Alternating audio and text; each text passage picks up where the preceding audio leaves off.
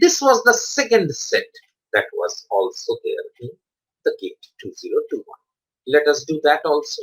The first question is a simple one. If x minus half whole square minus this is equal to x plus 2, then what is the value of x that they have asked? Very simple. Just open the brackets. So the first one will be, this is a minus b whole square types. So it is x square minus x, because 2 into x into half will be 2 and half will cancel. So it is only x plus 1 by 4 half square minus, see this whole square would be x square, see minus 3x plus 9 by 4, and this is equal to x plus 2. So let us open the brackets. Obviously we can understand x square and x square will cancel. So what will remain? 4x, as you can see, plus 3x minus x obviously will be 3x. Okay. Let us open the brackets. So that would be minus x plus 1 by 4 plus 3x minus 9 by 4. This x will come to that side, so this is minus x, and this will be 2. So naturally this would be x only remaining, because minus x and plus 3x is x, and that would be equal to 2 plus 9 by 4 minus 1 by 4. Now 9 by 4 minus 1 by 4 is 8 by 4, that is equal to 2. So that would be equal to 4, and hence we can say x is equal to 4. This was a simple one. Beware of the sign mistakes. Pen is to knife is, pen is to write is equivalent to knife is to what? See, out of all the options, it is clearly apparent that this knife is to cut. A pen writes, a knife cuts. So that would be the analogy. This is an analogical question. 6 students, P, Q, R, S, T, and U with distinct heights. Compare their heights and make the following observations. See, S is taller than R, Q is the shortest of all.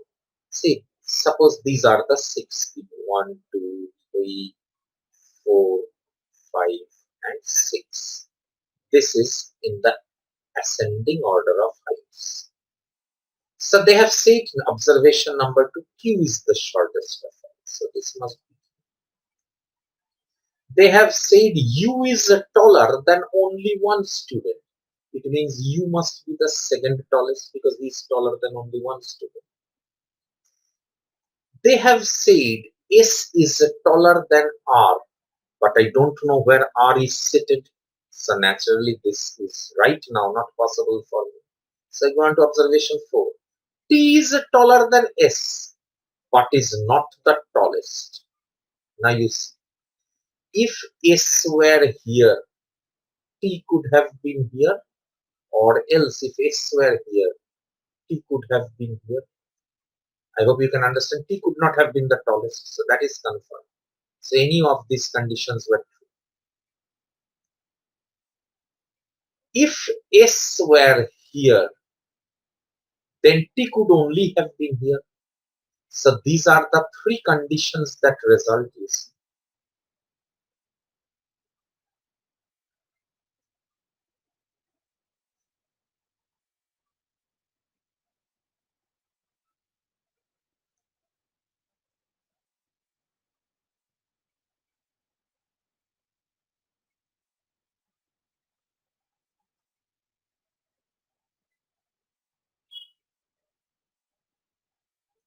See, all these 4 conditions can result from observation 4. Okay. Now it is said S is taller than R.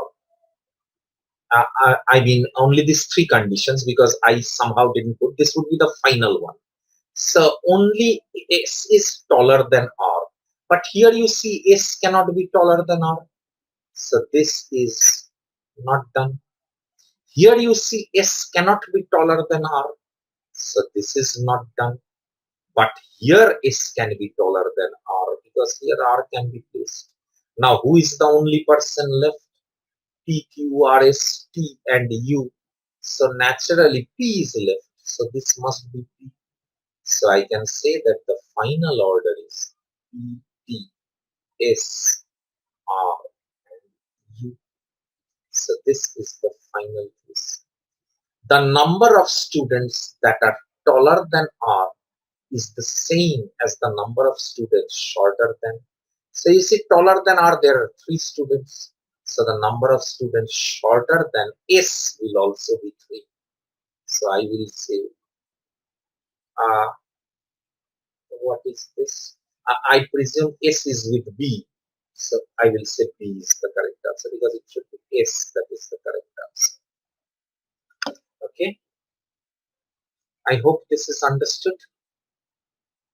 The number of students in 3 classes is in the ratio of 3:13:6. If 18 students are added to each class, the ratio changes to 15:35:21. So they have asked you, what is the total number of students that are there in the beginning? Okay. So see, the initial ratio was 3:13:6. After 18 students are added, the ratio becomes this. Let the number of students here be 3K, 13K and 6K. And let the number of students here be 15P, 35P, 21, where the constant of proportionalities in the first ratio was K, is K, and the constant of proportionality in the second ratio is P. So I select any 2 of them, because only 2 would be necessary. My aim is to find out K and P. So the smallest of them all is the first case and the second case. I mean rather the third case. The middle case contains bigger figures, so I will avoid that. So I will say that 15P minus 3K must be equal to 18. That would be my first equation. And the second equation would be 21P minus 6K is equal to 18. What have they asked us? They have asked us in the beginning. That means it would be beneficial if we knew K earlier. So we will try to eliminate P. So how to eliminate P? Very simple. We can eliminate P by, you see, 15 and 21. What is the LCM? 15 and 21. I'm sure you all know how to find the LCM. So you see, this is it. So 15 sevens are 105. So the LCM is 105. So we will try to convert both of these to 105. So the first one will become, if I multiply by 7, 105P minus 21K is equal to 7 into 18 is 126. We must know our tables. And this one would be if we multiplied by 5 only. So 105P minus 30K will be equal to 18 fives are, that is 90. So we subtract this. So this cancels off, and we see here that 9K is equal to 36, and hence K is equal to 4. So we automatically say that the total students here would have been 3K plus 13K plus 6K. So the total students initially would be equal to 3K plus 13K plus 6K, that is 22K. 3 plus 6 is 9, 9 plus 13 is 22, and hence must be equal to 88. So we will take this answer 88 as the answer. Hope we have understood. A transparent square sheet is shown above is folded along the dotted line. The folded sheet will look like what? Very clearly, if we fold it, I hope you can understand that this will come up like this and these will turn up like this. So that is option B. It's a pretty simple one. Gauri said that she can play the keyboard dash her sister. So as the word says, no. As nicest as, no. As better as, no. As well as, absolutely correct. Gauri said that she can play the keyboard as well as her sister. Listening to music during exercise improves exercise performance and reduces discomfort. Scientists researched whether listening to music while studying can help students learn better, and the results were inconclusive. Students who needed external stimulation for studying fared worse, while students who did not need any external stimulation benefited from music. Which of the following statements is the correct inference? Inference means conclusion. Correct inference of the above passage. Let's go on. Number 1. Listening to music has a clear positive effect on physical exercise. Music has a positive effect on learning only in some students. I will say that this is absolutely correct because it has been clearly mentioned that listening to music during exercise improves exercise performance and reduces discomfort. So this part is absolutely okay. It has also been said that listening to music while studying, I mean, some students did not improve, did not have any effect.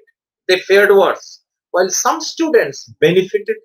So has a positive learning only in some students, those students who do not need external stimulation. So I will say this is absolutely correct. But if it were an exam, I would never have gone on to the next two options. I wouldn't have wasted time. But because this is not an exam, we are discussing here, let us go forward to the others also. Listening to music has no effect on learning and a positive effect on physical exercise. This is correct. But no effect on learning is wrong because it has been said that the results were inconclusive. So if it is inconclusive, you cannot say that it has no effect. Neither can you say that it has effect. Okay, so it is inconclusive. So this is wrong because this is not right. Listening to music has a clear positive effect on learning in all students. Absolute wrong sentence. Okay, so naturally, and music has a positive effect only in some students who exercise, which is absolutely wrong. So this is totally wrong. The next one, listening to music has a clear positive effect both on physical exercise and on learning.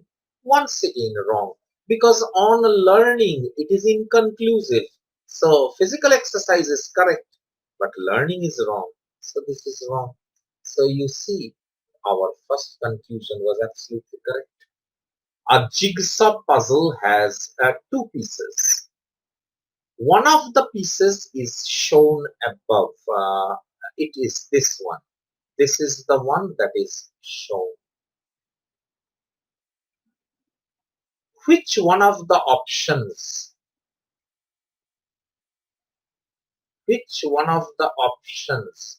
for the missing piece when assembled will form a rectangle? So which one of the options form this? Let us check. See, this will definitely not, because this part is missing. This part is missing here. Now you say this one will also not be definitely not there, because even though this part is present, but it is on the outside, whereas this must be on the inside. So this is also out. Now we are left with these two. Now here, if we see, if we notice these two depths here, see, after this there's a long way inside, whereas here there is no such long way inside. I hope you understand what I'm trying to say. Okay, so this will definitely not fit in the hole. So this is mistaken, and hence option A will be the correct, as can be clearly seen. You flip it over and you place it like that, it absolutely fits it. So option A is the correct one. And if we look at it, sans all these, we can see this. That is absolutely the correct one that fits. So that is the option. This is all about visual, clicking. The number of units of a product sold in 3 different years and the respective net profits are presented in the figure above. The cost per unit in year 3 was ₹1, which was half the cost in year 2. The cost per unit in year 3 was 1/3 of the cost in year 1. Taxes were paid on the selling price at 10%, 13%, and 15% respectively for the 3 years. Net profit is calculated as the difference between the selling and the sum of the cost and taxes paid in that year. So you see, there are 3 years given, year 1, year 2, and year 3. So the number of units sold and the net profit is given. Number of units is the striped one, and net profit is the shaded one, black shaded one. Okay. The net profit is given in rupees, where this is in the number of units. They have said that the cost in year 3 was ₹1, which was half the cost in year 2. So the cost in year 2 was ₹2, right? And the cost per unit in year 3 was 1/3 of the cost per unit in year 1. So year 1 would have been ₹3 per unit, right? So year 1 the cost price was ₹3 per unit. Year 2 the cost price was ₹2 per unit, and year 1 the cost price was ₹1 per unit. The taxes were collected at the rate of 10%, 13%, and 15% for 3 years. Net profit is calculated as the difference between the selling price and the sum of the cost as well as the taxes paid in that year. So let us, whenever you face this sort of data interpretation problems, make a sort of a chart. See, year 1,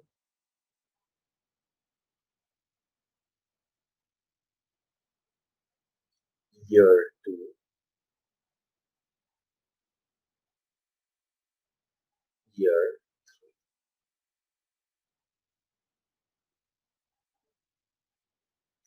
The first, number of items. So let us quickly put in. So it is 100, 200, and 300. So it is 100, 200, and 300. The next, the net profit. Let us quickly put in it's this dark shaded 240, 296 and 210. 240, 296, 210. Then it is the cost per unit. Cost per unit. We already found that out. See, this is rupees 3, this is rupees 2, and this is rupees 1. So it is 3, 2, 1. So the items cost, the total cost, let us quickly find it out. So you see 100 into 3 would be 300, 200 into 2 would be 400, and 300 into 1 would be 300. Now comes the taxes. Taxes were paid on the selling price. Now you see what has been asked, the ratio of the selling price. So you see, when they have asked you the ratio of the selling price in year 2 to the selling price in year 3, we do not need to calculate all the taxes, because selling price doesn't depend on taxes, right? Because taxes were paid on the selling price. So taxes are independent. I mean, selling price is independent of the taxes. Taxes are dependent on the selling price. So since our question is on selling price, we don't even need to bother about this. So let us directly find the selling price. So what is the selling price? Selling price will obviously be the cost. This must be the cost. Yes, this is cost plus the profit, because we must understand selling price is equal to cost plus profit, right? So let us check. So this must be 540. This must be 696. And this must be 300 is 510. They have asked the ratio of the selling price in year 2 to selling price in year 3 is how much. So the required ratio is 696 is to 510.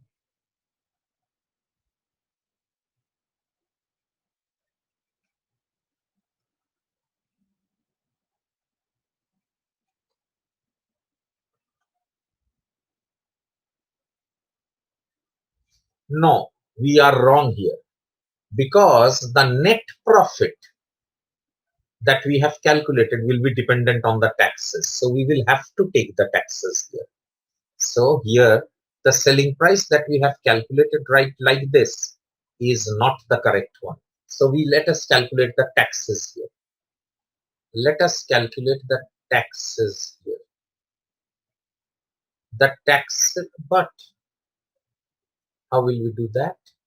Selling price is cost plus profit, but they have said here that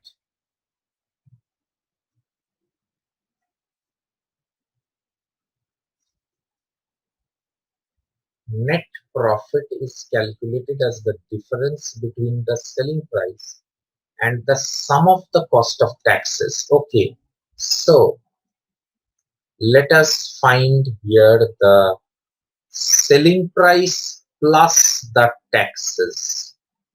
Let us calculate this.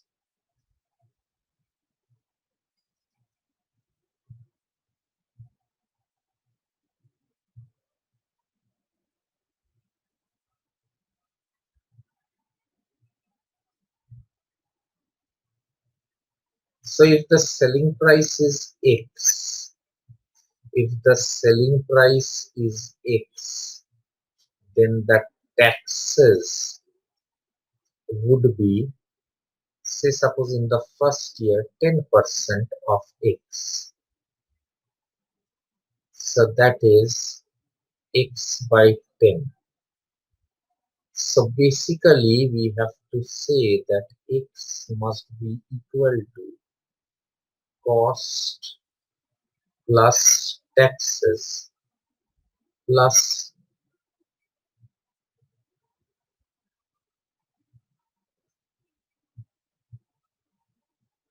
profit. But how can that be possible?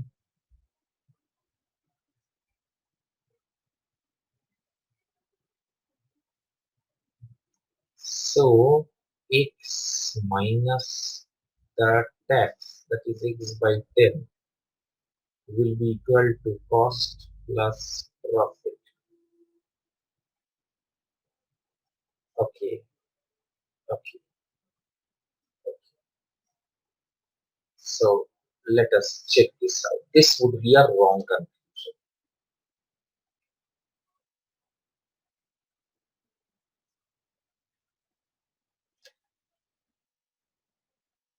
Well, that was a pretty tough one for a GATE exam, but nonetheless. So this was wrong, so we have to check out the taxes also. So you see, we do not calculate the selling price like this because this is not the selling price.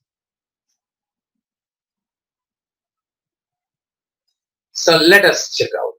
Say suppose in the first year selling price was X, then the taxes would be 10% of X, that is X by 10. So as far as the criteria that net profit is calculated as the difference between the selling price and the sum of cost and taxes. So we can say X is equal to cost plus X by 10, which is the tax, plus the net profit. So technically speaking, X minus X by 10 is equal to the cost plus the net profit. So basically selling price minus tax is the cost plus net profit. So cost plus net profit, let us make this column. Cost plus net profit. So the selling price is not this. The selling price will be this plus the taxes. Okay. So that would be our 300 plus 240, that is 540. This would be 696 and this would be 510. So now we will have to find what is the selling price. For year 1, x minus x by 10, that is 9x by 10 is 540. So 9x by 10 is 540. So x will be 600. So selling price was 600. For year 2, it is 13%. So basically, x minus 13x by 100, x minus 13x by 100 will be equal to 696. So that is equal to how much? 696. So that is 100 minus 13 would be equal to 87. So 87x by 100 will be equal to 696. So this must go by 8, and yes it does. So x is 800, and for year 3 it can be seen that x minus the profit, the tax is 15%. So it is 3 by 20x. This must be equal to 510. So that would be equal to 17x by 20. 17x by 20 is equal to 510. So 17 would be 30. So basically that is again 600. So that is 600. So that is the selling price. So the calculations were made like this. This is for the third year. This is for the second year. And this was for the first year. Okay. And hence they have now asked us the ratio of the selling price of year 2 to the selling price in year 3. So that ratio will be 800 is to 600. that is equal to uh, 2, 4 is to 3. So our option would be. This was a really an exceptional one amongst all the questions. It's a good question at that. I had entirely missed this sentence on taxes, and so can the student, and hence in the first attempt we had gone on the wrong track. But I immediately realized whenever I read this taxes were key, and I realized it and I came back. And so this is how it is done. Let's go on to the next one.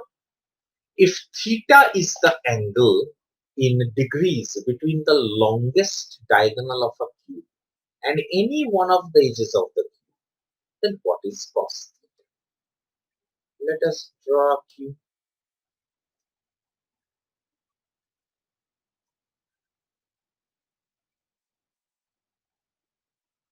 See, this is the,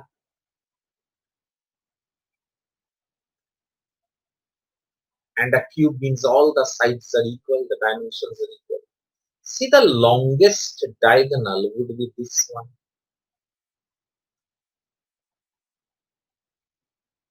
This would be the longest diagonal, and make no mistake, it makes an angle of 90 degree with this diagonal.